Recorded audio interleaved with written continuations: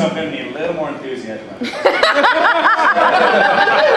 Thank you, I got a woo. Hey! Ladies and gentlemen, I am Majestic Whistlepig. This is a one-person act. There is no one coming out here to save me. We are all communally here for the next 15 to 20 minutes. Let's enjoy it, shall we? So, gonna need some suggestions from you. Can I have a place that you've always wanted to visit? Australia. Australia, thank you. Now, can I have a person, famous or infamous, who is not associated with Australia? Miley Cyrus. Rock. Can I have an object that you might see in a rich person's house? Gold ceiling. Gold ceiling. Nice. Okay. So, all of those things, what does that remind me of? Okay. Let me take you now into a mansion on a hill, perhaps in Lake Oswego. Perhaps they built a hill there just for the sake of having this mansion. And you're walking down a doorway. You're walking down a corridor. It's beautiful. And there is gold and luxury everywhere. You see a giant silver suit of armor. You see a giant mirror gilded in gold. You see the tallest marmota monax you've ever seen. And then you walk down a set of stairs. And you walk down further. 3, 4, 5 floors.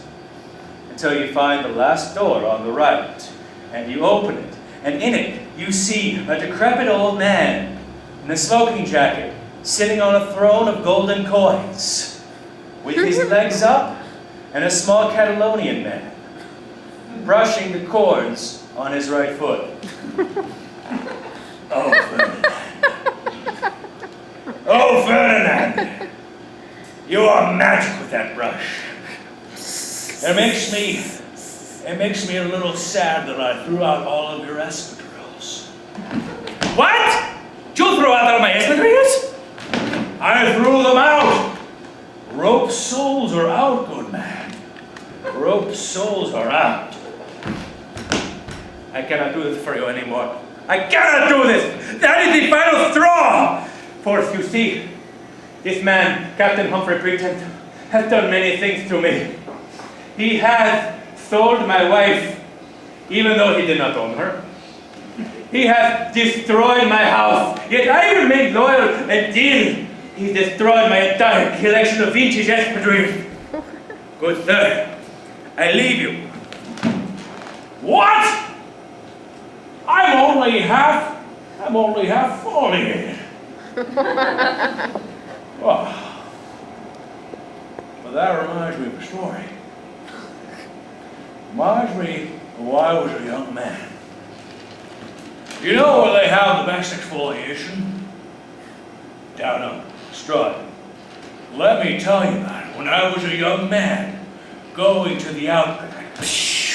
And then we see the outback. We see heat rising up from the parched earth. We see giant herds of kangaroos bouncing in the distance.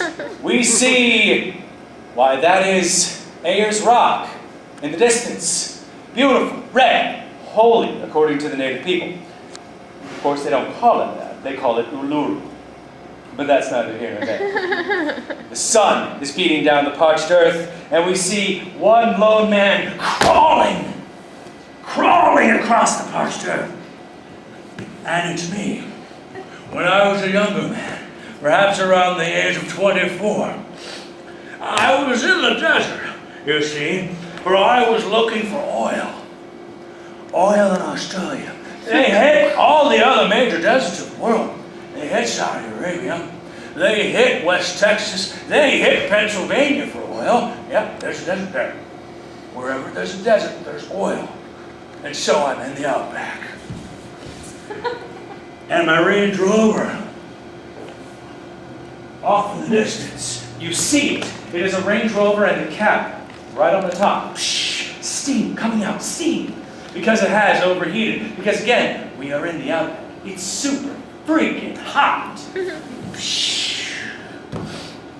I'm crawling across the sand, and there's no water for miles. But my brain is still active. My brain sees things in the distance. My brain sees what appears to be a small village. A small village just on the outskirts of nothing that I walk toward. Well, when I say walk, my brain thinks I'm walking, but really it's like this. I crawl, and I crawl, and I crawl, and the last drop of sweat and spit that commingle together evaporates into a vapor. It evaporates, and floats off into the air behind the stage. And we see ourselves backstage. Backstage, we look around. We see a giant sign that says MTV. We see another sign that says Video Music Awards. And we see a young girl going through her steps, trying to figure out what she should do to break out of the monotony. So what I'm gonna do, I'm gonna stick my butt out like this. And then what Robin's gonna do is he's gonna rock against me because I know even though he's married and his dad was on growing pains, it's gonna be okay. And just then, an angel appears on her shoulder. An angel, also a record producer by the way, who says, Miles, do you think you really want to do this? Do you think you really want to disgrace yourself in front of the basic cable audience of 10, 11 million people? Yeah. And boop, the devil, also a record producer, appears on her left shoulder. Says, you're doing great. You're following the plan that we laid out. And he unscrolls the giant plan. The giant plan, as you can see, it starts out here with Disney. Because Disney is the root of all evil. An arrow points to some middling records. An arrow points to jailbait pictures. An arrow points to weird relationship with father. An arrow points to embarrassing performance in front of a national audience. And there's a dashed line here as if something else should be there but isn't. The question mark, and then another arrow, money. And the plan whoosh, vanishes into thin air. For she has followed it to the letter for the last 18 years of her life. And she has given up her soul. So, if I do this, dash line, dot, dot, dot, money, right? And then I can go and pursue my dream of biology. For people do not know this, but the Cyrus family, Billy Ray, his father Johnny Ray, their very old father Cyrus, were all very interested into biology and zoology, studying the nature of animals, the nature of things, the nature of creatures. Whether they live below the sea, whether they live out in the desert, whether they live in the swamplands of Louisiana. They were interested. As a matter of fact, Billy Ray Cyrus did that entire movie series, Doc, that appeared on the Pax Network, just so he could follow the Bolivian ring-tailed worm. Because that's where they filmed it. It was cheap. And then the sweat comes off of her brow, and the lights magnify it, and we turn back here. Because I'm still only half exfoliated. Of course, if you want a minion and you're as powerful and rich as I am, you have minions for hire on speed dial. I think I will prefer a British one this time. Perhaps a dowager, perhaps an older woman. And there's a knock at the door, 5 floors above. And I walk. Jesus, that's a lot of steps. I hit the button for my elevator, which I use when I transport my money. It closes behind me. I go for the ground floor, for I no longer have Ferdinand. at least temporarily. And I rise, and it spits me out, for it's defective. And I told Ferdinand to fix that. But I'm disappointed in him because he's gone now. Anyway, I open the door, and up, who are you? I'm Mrs. Wensleydale. You asked for a meeting. A servant. I've come to meet your acquaintance. She was 65 years old, and not a day over. She had a perfect white apron, a little black and white smock underneath, and her hair in a bun underneath her hat. And she was ravishing. Enchanté, madame. Oh, you are a gentleman. You are indeed a gentleman. For I have not had a gentleman such as this since I worked in Australia. Why don't you tell me a little more about that? Or not. I still have a story to get through. And the spittle came off of her hand, and it glinted into their eyes. And they looked deeply. Are you trying to kiss me now? As soon as I get enough saliva. Back to Australia! Because this is the way we do things here. In Australia, he struggles forth.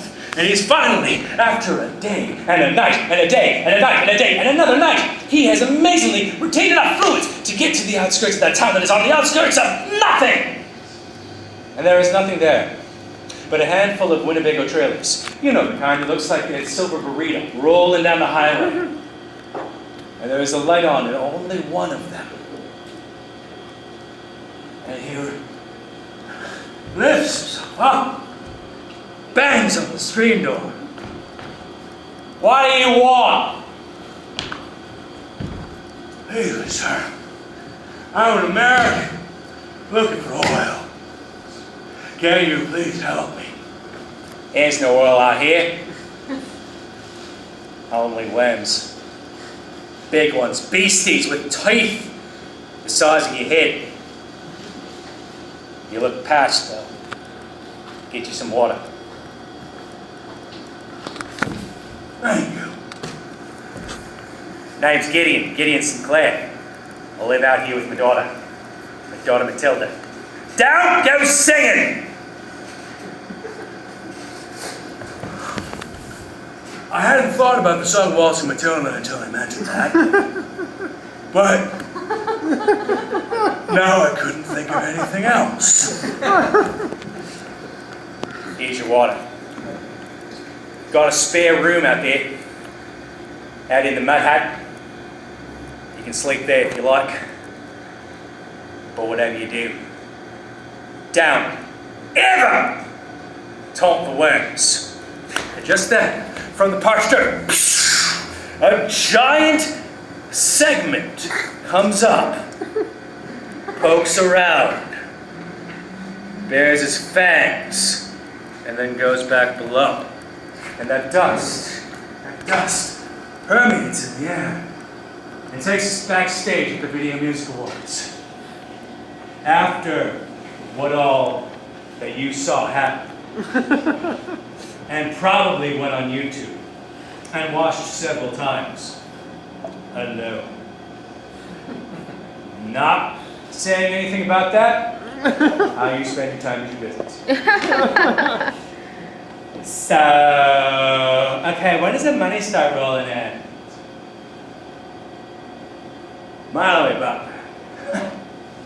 You see, you didn't read your contract carefully enough. For you see, any money that you make from any appearances on any basic cable program, oh, goes to seed. Because record producers really are seed. Oh my God. So I did that for nothing?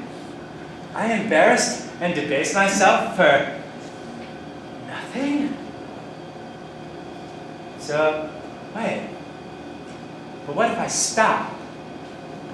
I'm sorry? Yeah, what if I just stop? I don't debase myself. And I start wearing proper clothes. And then I don't have to talk like this anymore. I can talk like a real grown woman and pursue science. Or that is my dream.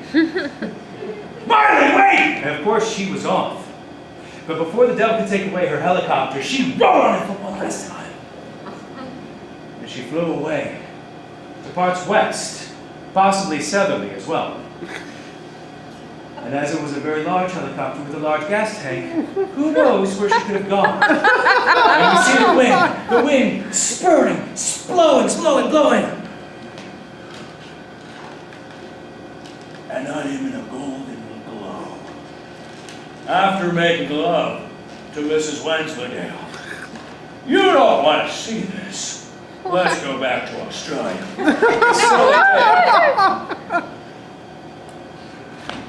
All right. So, daughter Matilda, perhaps you should meet. And I saw the most ravishing woman in front of me. No more than about 18 years of age. Beautiful, stunning, and with a book on worms, for some reason or another.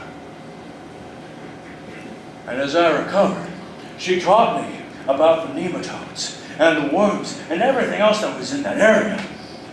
And she taught me how to defeat them. Well, the way you defeat them is to look them straight in the eyes and say, no. Because no one ever says no to a worm. And in the middle of that one night, as the worm comes crashing up from the earth and lifts that trailer 30 feet in the sky, or 10 meters if you're using the metric system, and threw us all out of bed, I awoke and climbed down the worm and found one of its eyes where it had several. I said to that worm, no. And the worm, shocked by my forthrightness, looked me in the eye, and in the other eye, and in all of its eyes, and it said, all right. And slunk back down through the parched earth, dropping in the trailer, and Gideon was crushed underneath the bed. And I knew what then I had to do. I had to take care of Matilda from that point on. And so, I took her back to America, and then set her up as a house servant. Well, that is what we do with young single women, and besides, my lifestyle does not call for taking care of other people. I wonder if I should meet her again in the future. I am now here in Australia, looking for worms that spring up from the parched earth. There's one, and I'm going to tell you what I should have told every one of my record producers. No. No, no, no. And then, with an amazing right hook, she punched that worm, and it desiccated into the earth. And now, Miley Cyrus is working on her PhD at the University of Brisbane on this life cycle of worms. And I, with Matilda Wensleydale, who I've met after so many years, and I'm so sorry that I dropped you off to be a domestic servant so many years ago. But everything else is going to be okay. And by the way, we made love to the song Wrecking Ball.